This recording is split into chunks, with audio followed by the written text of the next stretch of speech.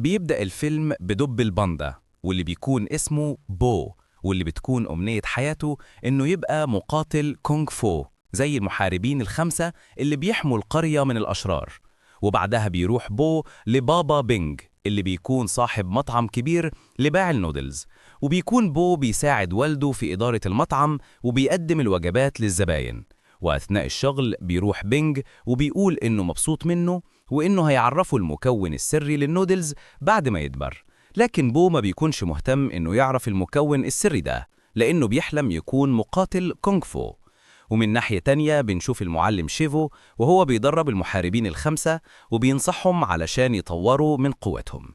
وبيروح بعدها شيفو يقابل المعلم الحكيم أوجواي مكتشف الكونغ فو، واللي بيقول لشيفو إنه شاف رؤية لرجوع تايلاند للقرية. فبيتصدم شيفو وبيقول له إن ده مستحيل يحصل لأن تايلاند محبوس في أقوى سجن في الصين. وبيطلب شيفو من المساعد بتاعه اللي اسمه زينج إنه يروح للسجن ده ويطلب منهم يشددوا الحراسة على تايلاند. وبيقول شيفو للمعلم أوجواي إن تايلاند لو رجع للقرية هيدمرها وهيقتلهم كلهم. فبيقول المعلم أوجواي إنهم هيلجأوا لمخطوطة التنين، وبنعرف إن اللي هيمتلك المخطوطة دي هيكون شخص قوي جدا ومحدش هيقدر يهزمه. وبنرجع تاني لبو اللي بيكون لسه بيساعد باباه في المطعم، وأثناء ما بيشتغل بيشوف منشور للمعلم أوجواي مكتوب فيه إنه هيختار التنين المقاتل. فبيفرح بو جدا وبيطلب من الزباين إنهم يروحوا القصر المعلم أوجواي علشان يشوفوا مين من المحاربين الخمسة اللي هيقدر ياخد مخطوطة التنين. وبيروح بينج لابن بو وبيطلب منه ياخد عربية النودلز لقصر المعلم أوجواي لأن كل سكان القرية هيكونوا هناك. وبنشوف في القصر أهل القرية وهم بيحتفلوا قبل ما المعلم أوجواي يختار التنين المقاتل. وبنشوف بو اللي بيفضل يحاول يطلع بعربية النودلز للقصر، لكن السلم بيبقى طويل جدا. فبيقرر بو إنه يسيب عربية النودلز علشان يلحق الاحتفال. وفعلا بيقدر بو إنه يوصل القصر لكنه ما بيلحقش يدخله قبل ما الأبواب بتتقفل. وبيفضل بو يحاول إنه يدخل القصر بكل الطرق لكنه ما بيقدرش. وبيبدأ المحاربين الخمسة يستعرضوا قوتهم قدام المعلم أوجواي اللي بيبدأ يحس وجود التنين المقاتل، وبيقرر إنه يختار واحد من المحاربين الخمسة. وبنرجع تاني لبو اللي بيوصل لمكان ألعاب نارية وبيصنع منها كرسي وبيطير بيها لحد ما بيدخل جوه القصر وبيقع وسط المحاربين الخمسة. وساعتها بيتفاجئ بو لما بيشوف المعلم أوجواي بيشاور عليه وبيختاروا إن هو يكون التنين المقاتل. فبيفرح أهل القرية وبيبدأوا يحتفلوا بيه.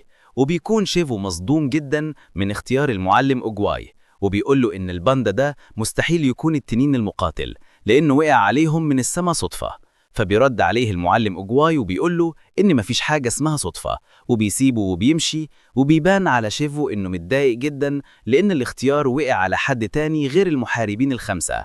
وبيقعد شيفو يفكر إزاي ممكن يتخلص من بو. ومن ناحية تانية بنشوف المساعد زينج بعد ما وصل للسجن لتايلاند محبوس فيه وبيقابل مدير السجن اللي بيبقى متضايق جدا لأن زينج بيطلب منه يزودوا الحراسة على تايلاند. وبيقول المدير للمساعد زينج إن تايلاند مستحيل يهرب من السجن، وبيعرفوا إن السجن ده موجود فيه 1000 حارس قادرين إنهم يمنعوا تايلاند من الهروب. وبياخدوا المدير وبينزلوا بمكان زنزانة تايلاند اللي بيكون محبوس ومقيد بطريقة قوية جدا ومحكمة علشان ما يقدرش يهرب. وبيبدأ مدير السجن يستفز تايلاند وبيقول له إن المعلم أوجواي هيختار التنين المقاتل، وبيسيبه وبيمشي. وبالصدفة بتقع ريشة من المساعد زينج لمكان تايلاند. ومن ناحية تانية بيظهر بو هو منبهر بالقصر وبكل الأسلحة اللي موجودة فيه. وبيبدأ بو إنه يستكشف المكان أكتر وبيشوف فازة اللي بيبقى محبوس فيها أرواح 1000 محارب.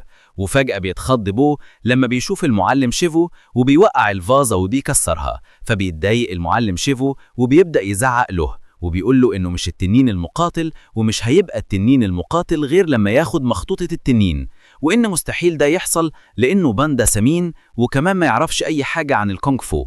وبيروح المعلم شيفو وبيمسكه من صباعه فبيتصدم بو وبيخاف لأن الحركة دي اسمها إصبع أوشي واللي بتكون قادرة إنها تقتله وتدمر القصر.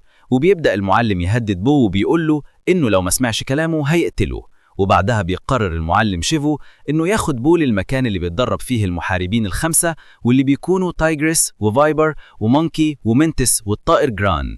ولما بيبدأ بو إنه يتدرب بيغلط وبيقع في المكان اللي بيتدرب فيه المحاربين الخمسة، وبيرجع بو تاني علشان يكمل تدريبه، وبيحرك التماثيل الخشبية اللي بتلف بسرعة وبتضربه في كل مكان، وكمان بيتحرق من النار. وبالليل بيظهر المحاربين الخمسة وهم متضايقين لأن المعلم أوجواي مختارش واحد منهم، وبيفضلوا يتريقوا على بو لأنه تخين، فبيتضايق بو جدا لما بيسمعهم وهم بيتريقوا عليه.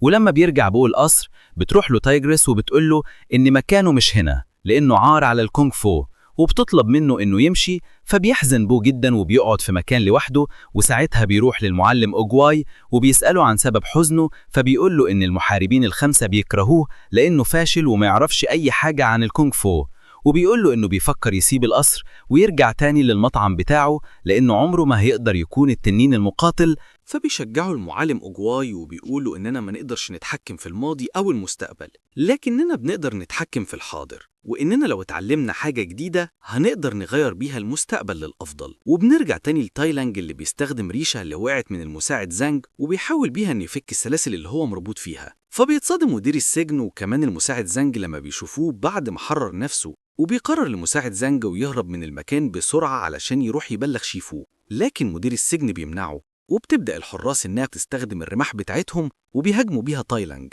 اللي بيعرف إنه يستغلها وبيكسر بيها السلاسل اللي مربوط فيها. وبيقدر تايلانج إنه يتخطى كل السهام الحراس بيضربوها عليه وبيطلع لهم وبيهاجمهم، وبيقدر إنه يخلص عليهم كلهم، وما بيكونش حد من الحراس قدر يمنعه لأنه ماهر جدا في الكونغ فو. وبيقدر تايلانج إنه يدمر السجن وبيقتل كل الحراس اللي موجودين فيه، وبيخرج بعدها من السجن وبيمسك زانج وبيطلب منه يروح يبلغ المعلم شيفو إن التنين المقاتل الحقيقي راجع للقرية. وفي تاني يوم بيبدأ المعلم شيفو هو والمحاربين الخمسة إنهم يدربوا بو على القتال، وبيبدأ كل واحد فيهم يقاتل بو علشان يستسلم ويرجع تاني للقرية، لكن بو مش بيستسلم وبيقدر يواجههم بكل قوة. وبالليل بيروح مانتس وبيعارك بو بالإبر الصينية علشان يقدر يتحمل الألم، وهم بيتكلموا وبتروح لهم تايجرس وبتحكي لهم عن تايلانج وبتخوف بو علشان يمشي من القصر، وبتحكي لهم إن المعلم شيفو لقى تايلانج وهو طفل وهو مرمي على باب القصر، وساعتها بيقرر المعلم شيفو إنه ياخده ويربيه كأنه ابنه، وبيبدأ يدربه على الكونغ فو لحد ما كبر. لكن المعلم أوجواي حس إن تايلانج هيبقى محارب شرير، فرفض إنه يديله مخطوطة التنين. فبيتضايق تايلانج وبيقرر إنه يدمر القرية وينشر الفوضى. ولما بيحاول تايلانج إنه ياخد المخطوطة بالقوة بيمنعه المعلم شيفو وبيحاول يوقفه لكنه ما بيقدرش، وساعتها بيتدفل المعلم أوجواي وبيستخدم قوته وبيقدر إنه يهزم تايلانج ويحبسه. وبتكمل تايجرس وبتقول إن هو الأمل الوحيد للمعلم شيفو علشان يصلح غلطه. وفي الوقت ده بيوصل زانج للقصر وبيبلغ المعلم شيفو بكل اللي حصل، فبيروح شيفو للمعلم أوجواي وبيعرفه إن تايلانج هارب من السجن، فبيطمنه المعلم أوجواي وبيقول له إن التنين المقاتل هيقدر يواجهه. فبيتعصب بوه وبيقول له إن الباندا مش هو التنين المقاتل لأنه اختاره بالصدفة. فبيرد عليه المعلم أوجواي وبيقول له إن مفيش حاجة اسمها صدفة، وبيعرفوا إن بوه قادر إنه يهزم تايلانج لو هو دربه واهتم بيه ووثق فيه. وبيديله المعلم أوجواي العصاية بتاعته وبيودعه وبيبدأ إنه يختفي ويتلاشى مع أوراق الشجر.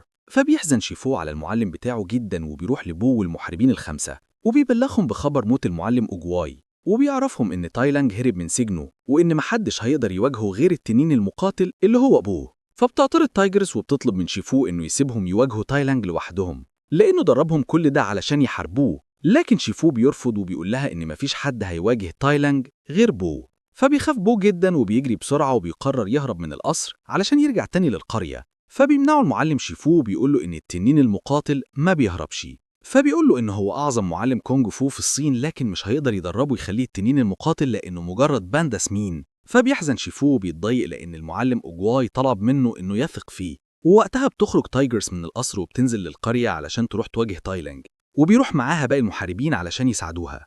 وفي اليوم اللي بعده بيتفاجئ المعلم شيفو لما بيشوف بو وهو بيدمر المكان وهو بيدور على الأكل.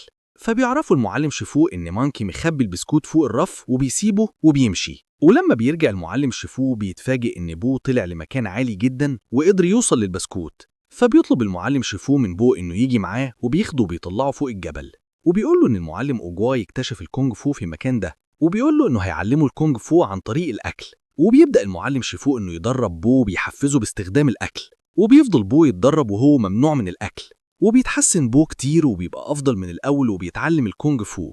ولما بيبدأ بو إنه ياكل بيمنعه المعلم شيفو وبياكل هو كل الأكل وبيسيب واحدة بس واللي بيغطيها بالأطباق علشان يمنع بو إنه ياكل.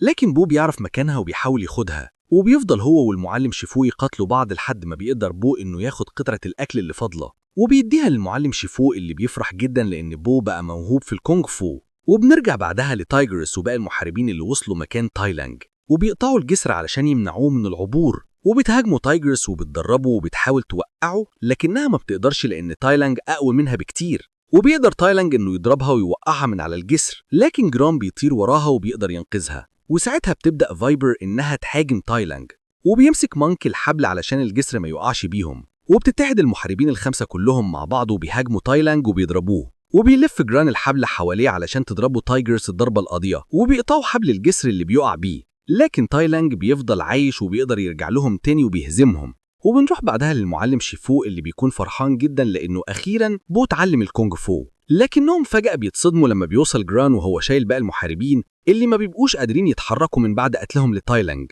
فبيساعدهم المعلم شيفو وبيرجعهم لطبيعتهم تاني، وبيعرف من كلامهم إن تاي لانج بقى أقوى وأسرع من الأول بكتير. فبيقول لهم المعلم شيفو إن بو هو الوحيد اللي هيقدر يهزم تاي لانج لأنه التنين المقاتل. فبيتصدم بو وبيقول له إن المحاربين الخمسة ما قدروش إنهم يهزموه وإنه أكيد هو لوحده مش هيقدر يهزمه.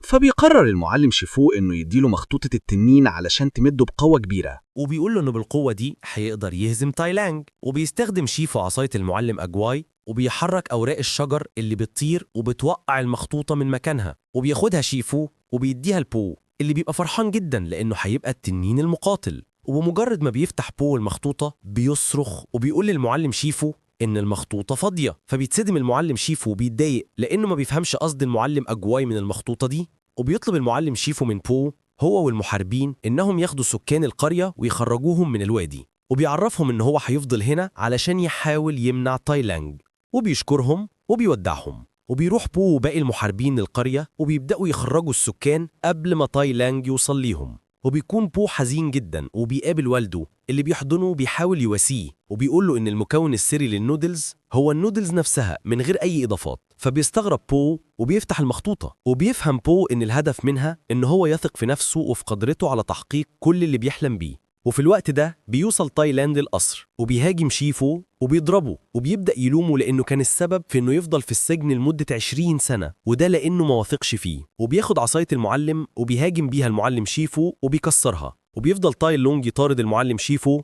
وبيستغل النار وبيضربه بيها، وبيقول له إن فضل طول عمره يتدرب علشان يخليه فخور بيه، لكنه في النهاية اتخلى عنه لما المعلم أجواي رفض يديله المخطوطة. وبعد معركة طويلة بيقدر تاي لانج إنه يهزم المعلم شيفو اللي بيعتذر له لأنه السبب في إنه هو تحول لوحش. وقبل ما تاي لانج يقتل المعلم شيفو بيظهر بو وبيقول له إنه هو التنين المقاتل، فبيتريق تاي لانج عليه لأنه مجرد باندا. لكن بمجرد ما بو بيوري له المخطوطة بيبدأ تاي لانج إنه يهاجمه وبيضربه، لكن بو بيرد له الضربة بسرعة. فبيتعصب تاي لانج وبينقض على بو وبيخرجوا هما الاتنين من القصر، وبيستغل بو الشجرة وبيضرب تاي لانج بسرعة علشان يهرب منه، لكن تاي لانج بيرجع وبيهاجمه وبيفضلوا هما الاتنين يقعوا من على السلم لحد ما بيوصلوا للقرية. وبتطير المخطوطة من بو اللي بيستخدم فروع الشجر وبيغطي المخطوطة بالأطباق علشان تاي لانج ما يعرفش مكانها. فبيروح تاي لانج وبيضرب بو وبيرميه بعيد علشان يروح ياخد المخطوطة، وساعتها بيستخدم بو الألعاب النارية وبيوصل للمخطوطة قبله، لكنه بيخبط في الجدار وبتطير منه المخطوطة وبتطلع فوق سطح البيت. وساعتها بيتخيل بو إن المخطوطة دي عبارة عن بسكوتة وبيفتكر تدريب المعلم شيفو وبيبدأ يتسلق الجدار علشان يلحقها، لكن فجأة بيظهر تاي لانج وبيضرب الجدار ضربة قوية جدا بتدمره. ولما بتطير المخطوطة بيقدر بو إنه يوصل لها، لكنه تاي لانج بيروح له وبيضربه ضربة قوية جدا وبيدمر بو الأرض وبياخد منه المخطوطة. ولما تاي لانج بيفتحها بيتصدم لأنها فاضية، فبيقول له إن مفيش أي طريقة سرية علشان يبقى التنين المقاتل، وإن كل حاجة متعلقة بيه هو، وإن كل اللي مطلوب منه إنه يثق في نفسه وساعتها أكيد هيحقق كل اللي بيتمناه. فبيتعصب تاي لانج وبيضرب بو اللي ما بيتأثرش بضرباته وبيفضل يضحك، فبيتعصب أكتر وبيهاجمه بقوة أكبر. وساعتها بو بيستغل الفرصة وبيضربه ضربة قوية جدا وبيدمر بيه البيوت. وبيستخدم بو مهاراته في الكونغ فو وبيدافع عن نفسه وبيهاجم تاي لانج اللي ما بقاش قادر يضربه، وبيبقى متضايق لأنه اتهزم من دب باندا. فبيمسكوا بو من صباعه علشان يقتله بحركة أصبع أوشي، وبيقول له إن هو التنين المقاتل وبينفذ الحركة اللي بتقتل تاي لانج وبتدمر المكان. وبعدها بيرجع أهل القرية اللي بيكونوا فرحانين جدا لأن التنين المقاتل هزم تاي لانج وأنقذهم من الموت. وبينحني المحاربين وكل أهل القرية لبو اللي بيبقى فرحان جدا، وبيروح بو للقصر علشان يطمن على المعلم شيفو وبيقول له إن قدر يهزم تاي لانج. فبيفرح المعلم شيفو جدا لأنه قدر يحقق المستحيل زي ما المعلم أجواي قال له. وأخيرا بيثبت بو لكل أهل القرية إن هو التنين المقاتل وبيحقق حلمه اللي كان دايما بيحلم بيه.